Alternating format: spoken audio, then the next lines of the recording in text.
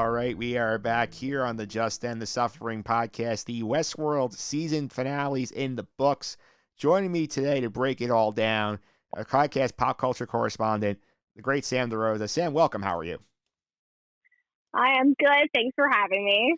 Not a problem. And I gotta say, I think this is a fun finale. Like, what would you give it as a letter grade?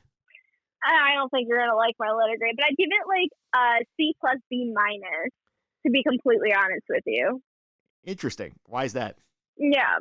I don't know. I don't know if I just wasn't like the right audience for it this year.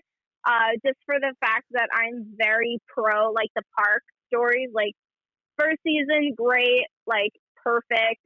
Second season, and then this season, I'm like, it's just so far away from Westworld from what it was that I feel like maybe it's just like my own personal issues. But I feel like maybe next year will be a little bit better. But I won't like go too far into it because I know we have a lot to talk about. We do, and I just spoke to Zach Cohn Douglas on the Last Dance recap. He's a big Westworld guy. He gave it an A, so I'm curious to He see. gave it. Okay, maybe I have to rewatch it now. Now I feel like a dum dum or something. Yeah, well, Zach gave it an A. Before we go, let's go ahead and throw the spoiler warning out so we can actually get into the big stuff.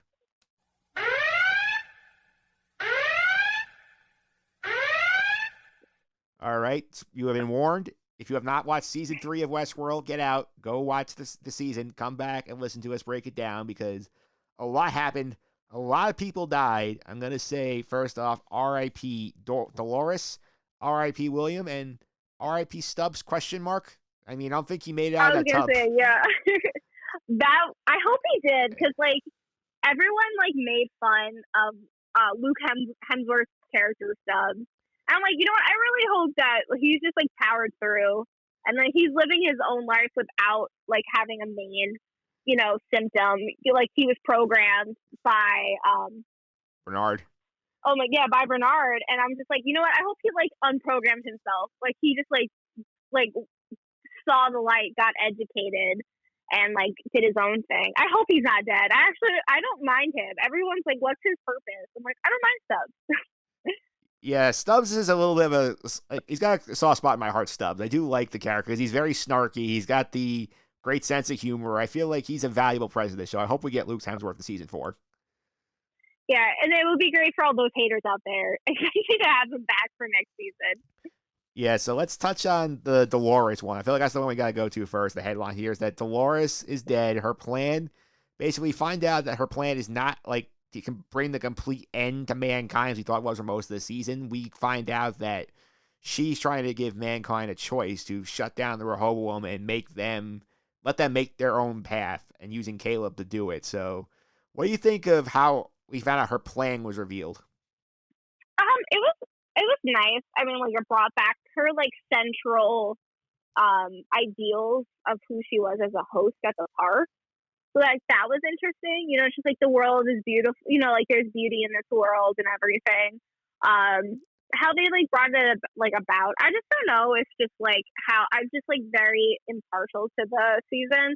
I was like, I think she's dead. But then I'm like, is she gonna actually be dead? Like, does like Evan Rachel Wood like not want to be on Westworld anymore? Because I feel like that's the only reason why her character would be out of it if the actress doesn't want to be in it anymore. So that was like my thing. Like, is she gone or is she gonna come back because she has so many brains running around? Yeah, I think the thing with this is in terms of Dolores Prime, I read an interview online with the creators, Jonah Nolan and Lisa Joy. They said Dolores herself is actually dead. Like they act like they delete all of her memories when she was hooked up to Rehoboam. Like we saw her last memory with Maeve where she's talking about how she remembered all the good times. Like that Dolores is dead, but they did not. They sidestepped the Evan Rachel Wood questions. I feel like they will keep her on the show, but we could see her playing a different character. So like how Tessa Thompson's played by 3 different characters this season. Yeah. I'm curious because I'm just curious of the Charlotte Dolores. Of like who that is. You know what I mean? Because she's technically Dolores. Yeah, she said she starts as Dolores, then she says I become something else, and I'm curious because like we'll get to that because she pops up, she slows down Dolores Prime in this episode. She shows up again at the end, and then like she's like, I become something else, and like my goal is to basically wipe humanity off the face of the earth because of her Charlotte's family being killed by like humanity. So the Charlotte is I'm no just longer Dolores. Yeah. So I'm just curious though if like when she split her like memory brain thing, I know that there's an actual term for it, but her little brain, I feel like she like like the split Yeah, personality stuff.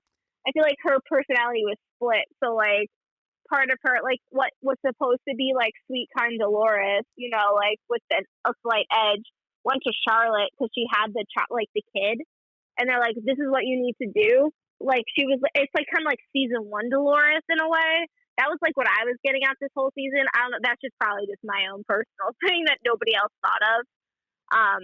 Because like in season one, she was this sweet, kind person that we met, but who also like slapped the fly, like killed the fly. So I feel like had that edge to be like to do more, and I feel like that's like that Dolores. And then like I don't know, but that's just my thing. Like I'm just curious to see if the like old Dolores is kind of in there though for next season, not currently. yeah. I think the only shot you actually have at Dolores' resurrection is through Lawrence. I was so thrilled to see again at the beginning when he showed up disguised as a San Francisco PD officer. I'm like, yes, I actually screamed on the screen, Lawrence, when he showed up. I was so excited to see him. He was fun. Like, I feel like he's the only Dolores option left because Connells is killed. We saw Maeve cut up, like, have Clementine and the Shogun World Armistice cut off Musashi's head and destroy that like Dolores. But like this, Yeah, it was nice to see Clementine. yeah, I was hopefully, very happy to have a little glimpse of her. Hopefully, there's more, and she's not that angel of death riding in like that white horse like it was in season 2. So hopefully, we get more from her. yeah, I'm sure we'll get more from her. I think we'll get more Lawrence next year. It'd be nice, and I'm sure we'll definitely get more Caleb because he gets out of this finale alive. He ends up shutting down the Rehoboam, and we learn finally why Dolores picked Caleb because we end up getting a rare park sequence to get a flashback to the U.S. Army. Apparently, uses one of the parks, Park 5, to do training exercises where Caleb is there with his army buddies, and after the thing's over, like one of these guys, like, yeah, like let's have some fun with the female hosts, like what all the rich people do, and Caleb's like, hey, we're not rich people, like we got to go to bed. We'll be respectful. And she was one of the hosts there. She notices this, and it was nice to see Caleb like be a good guy. And she's like, I picked you because you actually show you can make good choices. Yeah, I feel like all in all, he was always a good person, and then just like the way that society deemed him, with this system and everything, that he was just like given the wrong, treatment. Like in the long run, like they like took him in and did the whole test on him. But I thought that was cool. Like I honestly wasn't expecting Dolores to be there. Like I forget that she said so many times, like I've lived many lives. So technically, I guess we haven't seen how much Dolores has been through in general. We're just shown what they want us to see. So that's another reason why I think possibly she could come back for next season for flashbacks or different Dolores lives. Yeah, I think she In definitely. general. Yeah, I think she definitely will be back in some capacity, and we don't get the big win there without Maeve turning on Serac at the end of the season, and like. Heck yeah, she's my all-time favorite character. She's been my favorite character since season 1. I mean, I love James Marsden, and that's why I love Teddy. But Maeve for the win forever. She's my favorite. She better like stay through all the seasons and be like the all-time queen of the new world or whatever. Yeah, for sure. And we have Maeve like in this scene here. Basically, she's still fighting with Dolores at the beginning of the episode, but at the end, she does turn on Serac when she gets inside Maeve and Dolores' memory and sees that Dolores is not really a bad guy. And it was cool to see her basically turn the tables on Serac. She tries using the control device on her. She basically burns it out of his hand. And then we had this really cool thing with the lights go out and we turn around. She basically murdered everyone while it was in the dark. And that was awesome. Yeah, that was a really cool fight sequence. I mean, even with her, I think that was like the second last episode when her and Maeve, when Dolores and Maeve were fighting. That was like a really cool fight sequence too. Like that's something that I feel like at least me and maybe other audiences have been waiting for was the Dolores Maeve fight, because like they've never truly, like, you know, in the beginning of the season they had like where she killed him as what's his name, um, but it was great to see like two great powerful hosts fighting for, like, you know, to win for their own personal gain. But I truly liked Maeve's change of heart. I thought, you know, she just realized that she just had her daughter in mind, and I think she was a little blindsided by everything.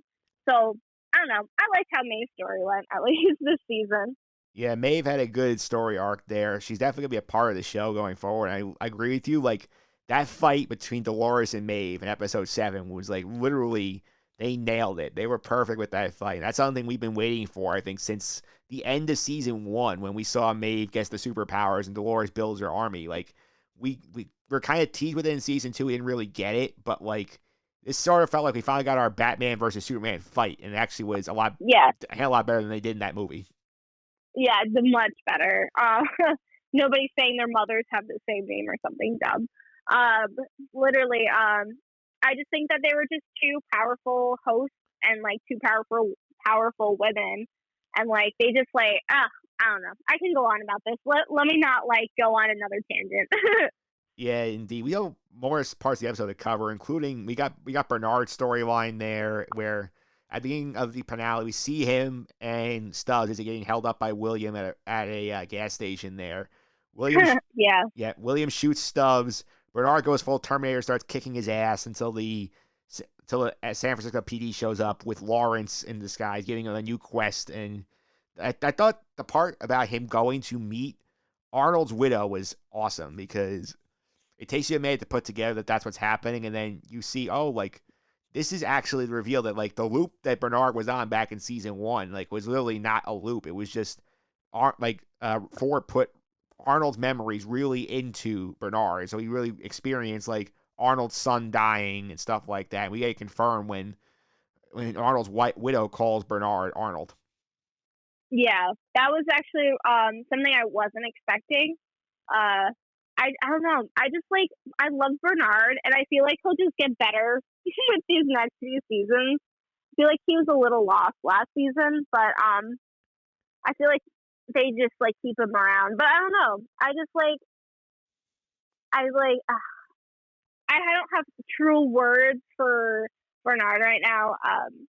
But I did think it was like very interesting that they used his actual memories, because what's his face kept saying, you're an image of him. You are not him. And it's just like very interesting with Arnold. Like he's like, you're not Arnold. You're like a host, and you can't beat me. Well, I cannot think of this guy's name. I just think of him as Ford. the freaking yes, Ford. I just think of him as Hannibal.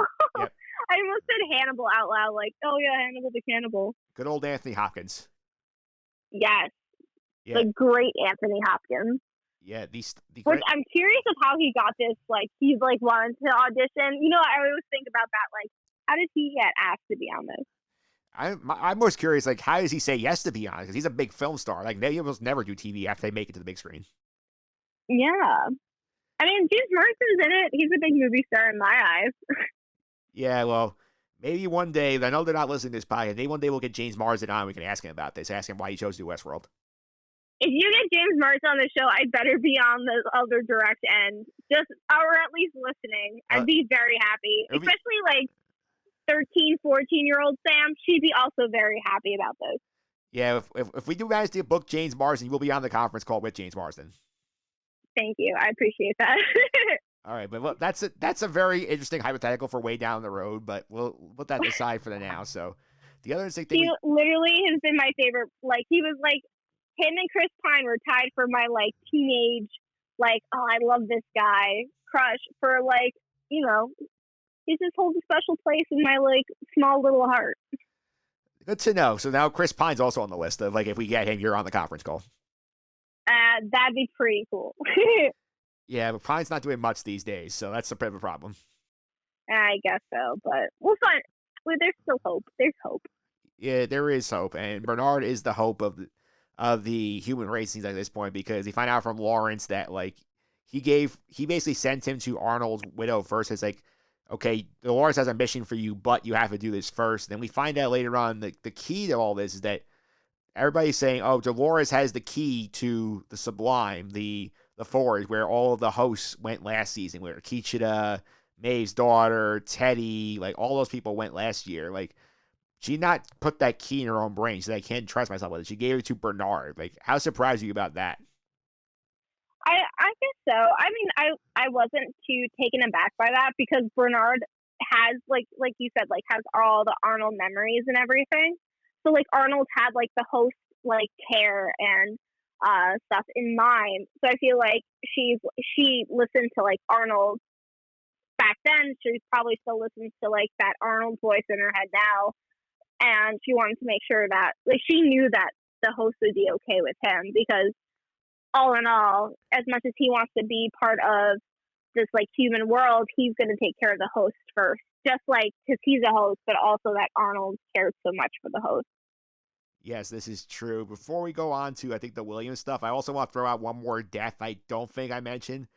We also have an R.I.P. Giggles question mark because we saw Marshawn Lynch's character get shot. I was trying to help Caleb get through the barricade and get to Insight. I was so pissed about that. I was like, no, you can't shoot him.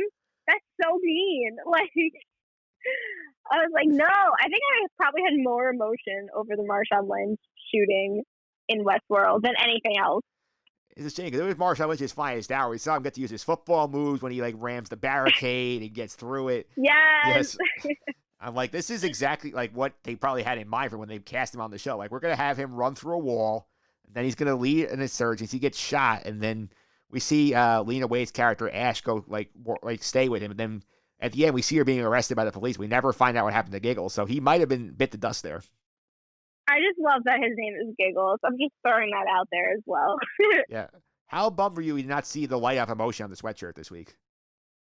Yeah, no, that's very true. Like that was his like gig, you know, his like little thing. And then this week I'm like, where is it? Yeah, like I thought we would have gotten like an angry or like a confused or something like that. We didn't got nothing. I guess when it comes to Revolution, there's no time for light up sweatshirts. No, he had work to do, and like without that, He has work to do. without him busting through that barrier, we don't see him like we don't see Caleb getting to Insight. Yeah. I do think it was also funny, like another unintentionally funny moment of the episode is when back in the beginning when Dolores and Caleb are going through with their crew of mercenaries, and we see that that Charlotte sends a team to try and kill Dolores. At the end, we see, you know what, like pay the sniper 3 times as money to kill off his 2 teammates and walk away. Like I was just unintentionally funny. Yeah, there was just some interesting things that like were not meant to be funny this season. That I'm just like, this is like, I know it sounds bad, like when Charlotte got like pulled out of the flames. I'm like very Terminator, you know what I mean? Like yeah. I like chuckled and like Terminator, you know. I feel like they had a few of those incidents this season. Few blatant homages. Yes. Speaking of blatant homage, we have to get to William, and like he had quite a finale. Yes, you know, I did not like William before you found out his backstory with Jimmy. What I think his last name's Simpson, I believe. I love Jimmy. Like he's been in a million things, that actor. So like when I found out that that's who was playing him, and then learning his backstory, I thoroughly enjoyed that. But I've like grown to actually like William as a character. Oddly enough, he's like somebody I wasn't expecting to actually like. Yeah, first off, note on Jimmy Simpson. I loved him back when he was on Mr. Robot in season 2. He was a fun character there. So he was in there. I loved him in Always Sunny as the McDonald brother. I was just like, oh my god! I don't know if you've seen Always Sunny. Yeah, thoroughly enjoy that show. It's actually my mistake. It was not Mr. Robot. It was in House of Cards. That's what I was thinking of. What Jimmy Simpson was in. Oh yes. Oh, I forgot he was in that. Yeah, I was gonna say I haven't watched Mr. Robot, so I was like, "This is all you, man." Like, yeah, that's what I was thinking, because there's one actor in both, like who plays a big character in both shows. That's why I got confused. But like, he had to deal with the same actor in both shows, and like he was in season 2 of that. He was like helping Doug Stamper track down Rachel. That was his like thing. Yeah, I forgot he was in that. That's so funny. He's been in so many things too. It's crazy. Yeah, we'll do the Jimmy Simpson IMDb page another day, but we'll go. Yeah. We'll go back to here. Just a whole podcast dedicated to Jimmy Simpson's IMDb. Yeah, people have done stranger things. You never know. Hey, I'd love to be on that one. I'm just letting you know that. I totally do it. Okay, so I'll put you now. We have you on the horn for Chris Pine, James Marsden, the Jimmy Simpson IMDb podcasts. Yeah, there's a long list, but we'll just see. We'll secretly reveal it as the podcasts go on. Indeed, we will. That's a tease for you audience members. And we'll go back to William for a bit, because William's storyline, basically, he starts off this episode, he gets beaten up by Bernard after he shoots Stubbs. Then he runs away. We see him in the middle of the episode go to, like, basically in the middle of this chaos, has a meet at a hotel with one of his underlings, says, unfreeze my assets. I'm going to take down all the hosts. I have a new purpose in life. And then we get him in the post-credit scene where he basically storms into Adelo's lab, runs into Charlotte, and Charlotte has her own host, William, in the Man in Black guise. And this one is completely evil, slits William's throat. William is dead, and now we have Man in Black's era William running around on this world. Mm-hmm. I have to say... I'm sorry, I didn't mean to cut you off. You go first with your William. I have my own theory that got blown up. My question is this, because, like, obviously this is our second post-credit scene in a row with William, because season 2 we had the William and the wrecked Delos basically going through the loop and trying to break the programming cycle and sort of implant his consciousness there. Do you think this is the same William? The one we saw in season 2's post-credits. Do you think it's the same one we see here becoming a killing machine and murdering the real-life guy? I think they're different. Because, honest to God, I was waiting for them to say that William was a host this whole freaking time. Like, there was just something about his, like, decision-making. And then, but, like, when they had that whole scene where he was younger and they tested him and everything. But there was part of me that thought he was already a host. And, like, he just, like, especially when he killed his, like, daughter, I was like, oh, he's a host. Like, he's just a robot, you know? So I was like, oh, he's a host. And then, like, another host came out. I'm like, well, they definitely wouldn't kill him if he was a host. So I was, like, just secretly waiting for that, like, to come out. And it never did. But I think they're different hosts, to be honest with you. I don't know. I feel like maybe there'll be 2 Williams next season. It'll be, like, so many Williams in one room, like there were in the flashback scene this season. Yeah, that was the best Williams scene this season by far, when he was having the therapy session with all of his past selves. Yes, it was great. I wasn't expecting that at all. It was great. I just thought they went about it very well. Yeah. So you think he's this like sweet, nice guy, but in reality, he really wasn't always so sweet. He like has always had this dark side to him, which is very interesting to find out about a character. Yeah, we do find a lot of that. We got the Jimmy Simpson appearance there, and now I do think I agree with you on the idea that it's not the same one, because I did read that interview with Jonah Nolan and Lisa Joy, and they were asked directly about that, and they said it's not fair to assume that they are the same host. So it's possible that the William we see in the park in the end of season 2 is not the one we see here, who's just a killing machine. Yeah, I think they're different. I think he's like a brand new William that she like created from like, you know, her own dark William. Like, you know, he's the Man in Black, is that what his name is? Yes, he is. So like I always forget. Like I just call him William. Like I know him. Yeah. I feel like she just crafted him from her memory in a way. Just like from all the bad from what she remembered. Because it is technically Dolores, and at one point she didn't know that was William. Yeah. So, like, all that, like, horrible things he did to her. But I feel like that's where she came up with it. Yeah, and I have to ask you, have you ever seen the original movie the Westworld was based on, the 1973 movie? No. I literally, like, my dad watched it. And I was like, when this season came out, of course, he's like, there was already a movie about that. Why would I watch this? So I was like, no, Dad, get on this new Westworld thing. But it's actually on my, like, list of movies to see. Yeah, it's definitely interesting because I've seen that movie, and John Stanko will love this shout out, the movie reference here. Like, one of the characters in the movie, the Yul Brynner's character in that movie is basically just a host killing machine who basically his one mission is he goes out and gets rebelled and starts killing all the humans in the park. Like, now they basically turned Ed Harris's character into an homage to that original Yul Brynner host in the movie. So it's very cool they went that direction. Well, I heard that the inside where where the refrigerator is basically of all the host bodies, Yes. like that it's supposed to be like an like homage to the movie. That's what I've heard. I'm not too sure if my facts are correct on that. I don't remember. I Like don't. the inside that like Westworld that's all like rusted and broken. Yeah. Yeah, the cold storage unit. Yeah, like right, like like when they're walking in, they used to like the Westworld with the circle and everything. Like it looks old and like abandoned. Yes. I thought that's what it is. I could be wrong. Yeah, well, that's definitely an interesting theory. So we'll see how that tracks with William in season 4. And the last post-credit scene we get is, at the end of the episode, Bernard goes into the Sublime. He basically shuts down while his mind works in there.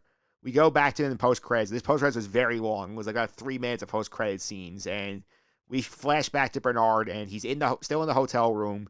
He's completely covered in red dust for some reason. I don't understand why. And then he powers back online. And you're sitting there, you're thinking, how long was he out? And like, what is happening in the world? Like, while Bernard has been in the Sublime. Well, I think so. What did they say? Like it was going to be mass destruction for like 4 to 6 years. Yeah. I think whatever that like specific range was, it was like in that range. That's how long he's been out for.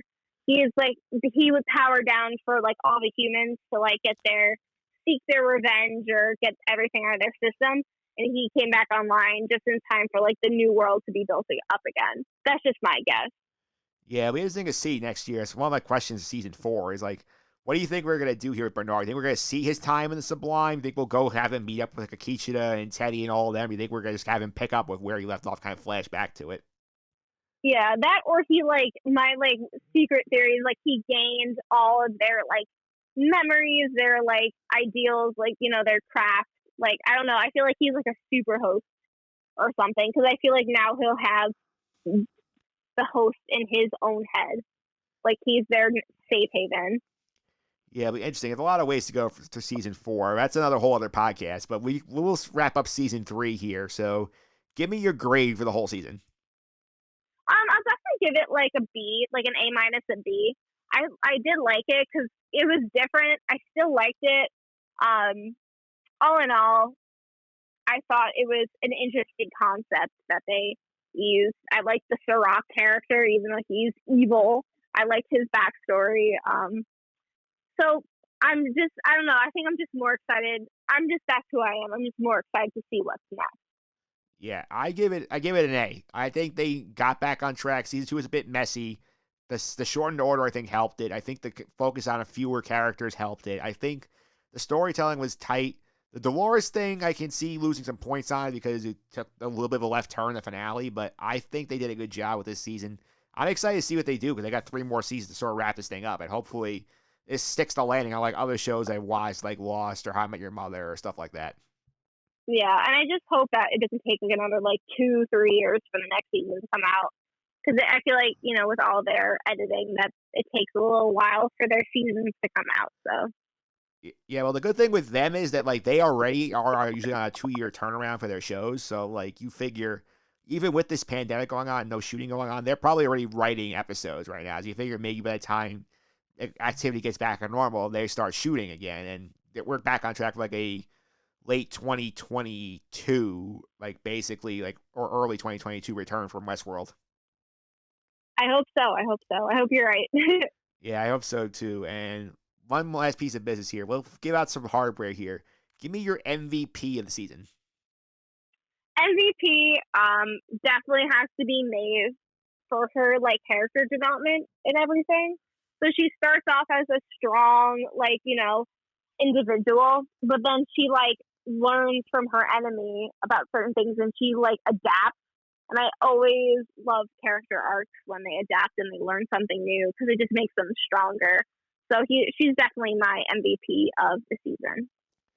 Yeah, I think mine is Bernard. I like Bernard's story the most. I felt like Bernard sort of had this interesting journey to try to figure out, like, what am I doing here? Why is Dolores keeping me alive? And I like how you sort of, like, not only trying to put the pieces together with Stubbs, but also figuring out, like, more about himself in the process. I like Bernard's little journey of self-discovery, I think, was a lot of fun. And his buddy copping with Stubbs for the whole season was great. Yeah. No, I truly did love Bernard's character arc this season as well. Let's go the other way. Who is the LVP this season? Who absolutely blew it?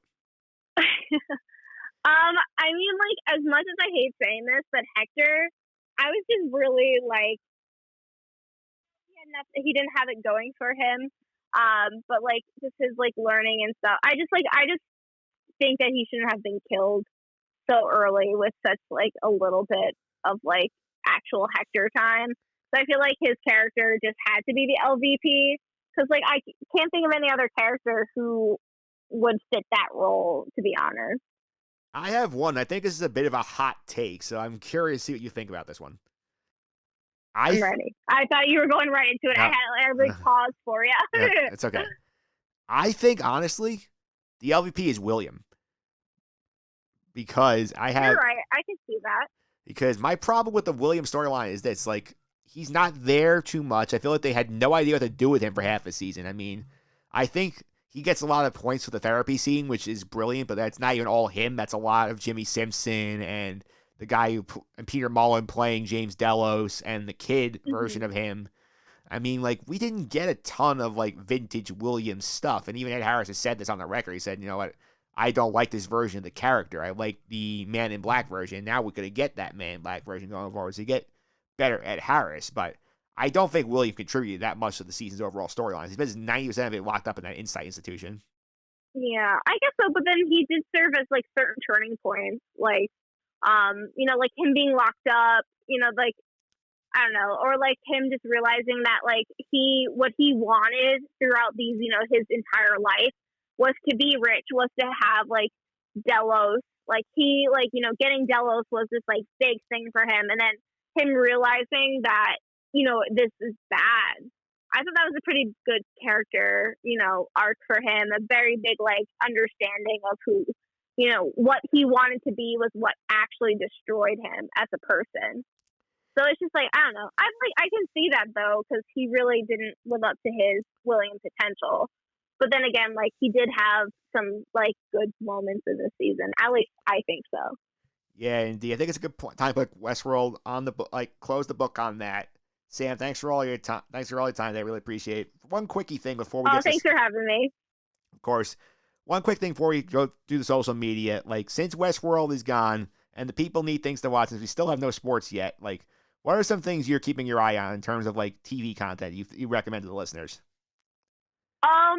I mean, like I know you already say it all the time. The Last Dance documentary is great. I'm like fully engaged of every second. Just other things. I don't know if anybody's seen like Community, which I think I'm just late on the train for. That's great as well. But I will keep you all posted of fun things to watch via my social media. If people ask me, I just don't want to give random opinions if people don't want them. Yeah, that's true. So like, my thing right now is I'm just sort of going through like what's on my DVR queue, which means like I'm wrapping up the current Survivor season. I'll be talking about that on the podcast next week with my buddy Dan DiMartini. I'm also going to be diving into Disney Plus. So they have a Disney Plus gallery show where they basically talk about the making of season 1 of The Mandalorian. That's because it sounds like it's got my interest right now. And now I had to hold off on the May the 4th of watching that. Instead, I just watched Star Wars movies all day. But that's on my list too. I forgot about that completely. I want to forget about it because I want to save it for a good day. Yeah, save it for a good day. And people want to follow you on social media and get those hot takes on what shows to watch. How do they follow you? Well, first they need to let me know and be like, Sam, what's this show you should watch? But you should at DEROS6 on Twitter. Honestly, just Google Sam DeRosa. You'll eventually find me. Yeah, I do think you messed the handle, though. I think it's DeRosa5, not 6. Oh my God, you know why I say that all the time? Remember when I said I was doing so good with my Twitter handles? Yep. This is it. This is my downfall. I was too confident. Actually, fun fact, I went to Hofstra University. My email was SDEROS6, and I always get it confused with my Twitter handle, SDEROS5. It was because 5 is my favorite number, if anyone didn't know. And see, I just like pooped the bed there for you. I'm sorry, listeners. Well, the next time you're on, you'll get a chance to start a new streak. But thanks again. I really appreciate you coming on. Thanks. I need a redemption podcast, I guess. Yeah, we'll talk more off the air what that's going to be, but we will hear from you again soon. Oh, hopefully. Well, thanks for having me, Mike.